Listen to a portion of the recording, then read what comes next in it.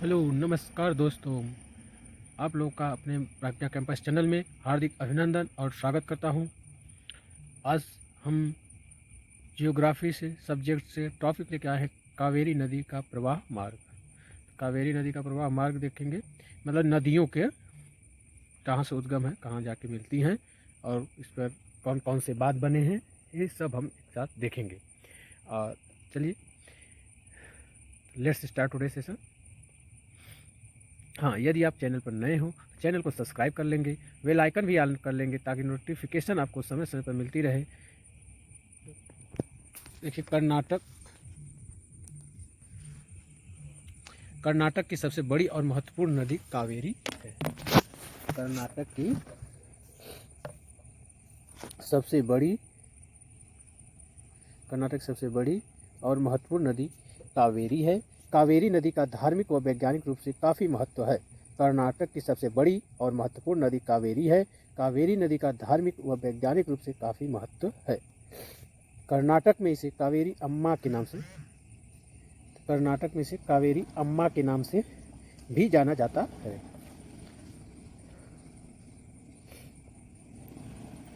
I hope आपने channel को subscribe कर लिया होगा और बेल आइकन भी ऑन कर लिए होंगे।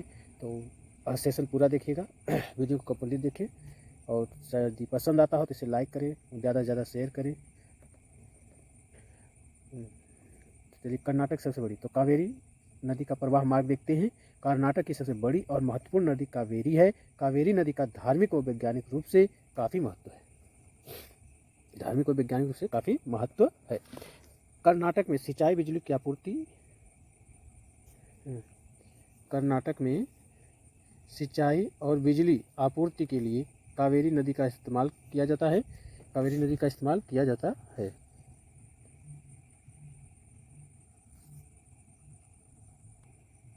कर्नाटक में सिंचाई और बिजली आपूर्ति के लिए कावेरी नदी का इस्तेमाल किया जाता है। कावेरी नदी के डेल्टा में अच्छी खेती होती है।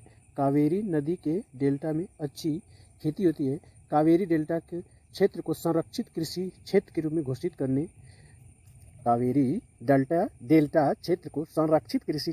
रूप में घोषित करने का फैसला तमिलनाडु सरकार ने किया। किसने किया? तमिलनाडु सरकार ने किया।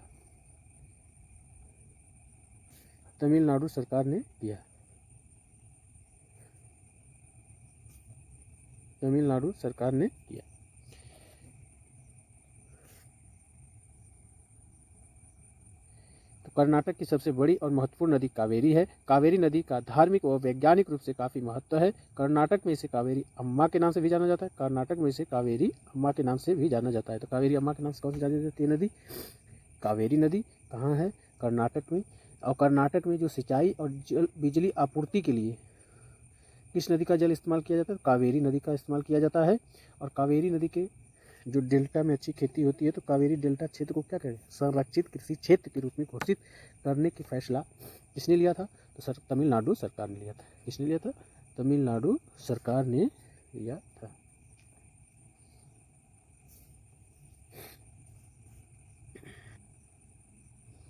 कावेरी नदी प्रवाह मार्ग में जैसे कावेरी नदी कहाँ से होकर गुजरती? तो कावेरी नदी कर्नाटक, तमिलनाडु राज्य से होकर गुजरती। तो कावेरी नदी कहाँ से? कावेरी नदी कर्नाटक, तमिलनाडु राज्य से होकर गुजरती है।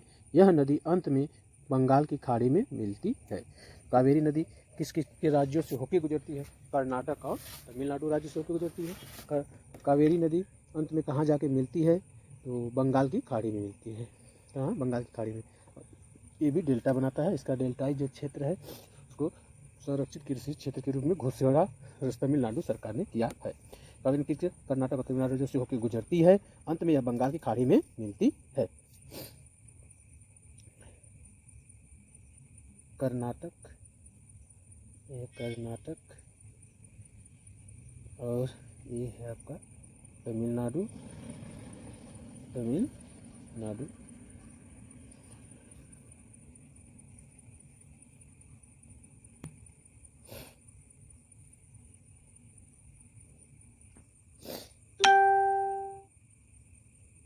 मैप में देख सकते हैं, ये हसन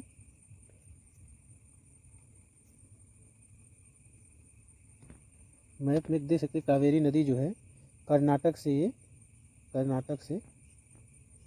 चलकर मैसूर देखी होती है, इसके सर है। फिर एक कविनी कौन सी है, यहाँ मेलटूर रिजर्वियर है, मेलटूर। फिर इरोड कावेरी, ये देखिए कावेरी होती हुई ये आकर बंगाल की खाड़ी में बन रही है, और ये देखिए इसी तरह डेल्टा, डेल्टा में त्रिभुजाकार बना रही है। तो ये किस किस राज्य की, देखिए देखिए कर्नाटक से सीधा फिर तमिलनाडु में आ जा रही है। तमिलनाडु है ना, तमिलनाडु है, ये कर्नाटक है,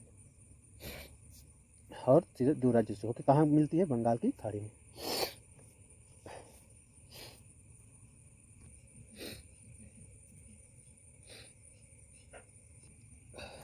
कावेरी नदी का उद्गम कर्नाटक के कोडागु जिले के चिरंगला गांव, कोडागु जिले के चिरंगला गांव के पास ब्रह्मगिरी पर्वतमाला के ताला कावेरी से, ताला कावेरी से, कौन, ब्रह्मगिरी पर्वतमाला के ताला कावेरी से होता है, जो समुद्र तल से 1341 मीटर की ऊंचाई पर स्थित है।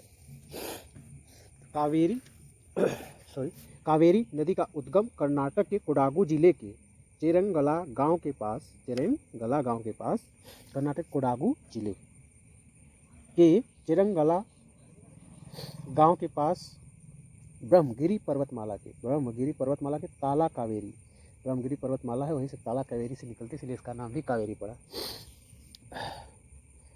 ताला कावेरी से निकलती है।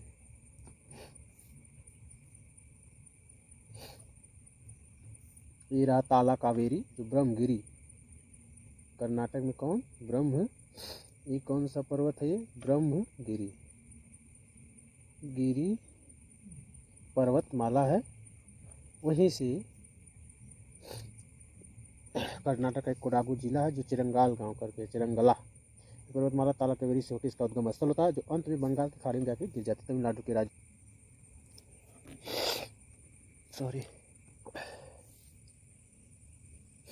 तो देखिए कावेरी नदी का प्रवाह मार्ग जो है ताला कावेरी, जो ब्रह्मगिरी पर्वतमाला से,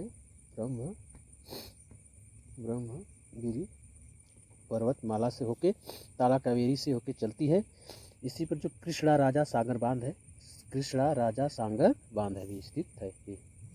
और मैसूर होते हुए इस पर एक मैसूर जिला जो शहर है वो भी स्थित है कर्नाटक का। तो ताला कावेरी से ब्रह्मगिरी जो पर्वतमाला ताला कावेरी से वहाँ से निकलती है, इस पर कृष्णा राजा सागर बांध भी स्थित है, जो मैसूर होते हुए इस पर शहर स्थित है। और मैतूर बांध भी इसी पर स्थित है, मैतूर बांध और एक कृष्णा राजा बांध, ये दो इसी पर स्थित है, दो स्थित है। कौन कौन, कृष्णा राजा सागर बांध और मैतूर बांध। और सैलम जिला है, या सलेम जिला है। तिरुचिरापल्ली भी इसी शहर में है, और यहाँ फिर बंगाल की खाड़ी में अंत में गिर जाती है। तो कहाँ से इसका उद्गम स्थल है, ताला कावेरी, ब्रह्मगिरी पर्वतमाला के ताला कावेरी से है, जो इस पर बांध फिर उसकी कृष्णा राजा सागर बांध स्थित है, और मैतूर बांध भी स्थित है। मैतूर बांध भी किस पर है, कावेरी नदी पर स्थित है। कृष्णा राजा सागर बांध कहाँ स्थित है, कावेरी नदी पर स्थित है। और कौन कौन शहर है, मैसूर शहर किस पर है, कावेरी नदी पर है, इसके किनारे स्थित है, कावेरी नदी के। तिरुचिरापल्ली किस तमिलनाडु में पड़ता है, ये किस पे, इस शहर किस नदी पर स्थित है, तो कावेरी नदी पर। मैसूर जो कर्नाटक में पड़ता है, इस शहर किस नदी किनारे स्थित है, तो मैसूर कहाँ पड़ता है, कर्नाटक। मैतूर बांध जो है सलेम जिला में है, तो वो सलेम जिला में है ना, सलेम जिला में मैतूर बांध ना, तो वो सलेम जिला में है, ये तमिलनाडु में पड़ता है मैतूर बांध। और कृष्णा राजा सागर बांध कहाँ पड़ता है, कर्नाटक में।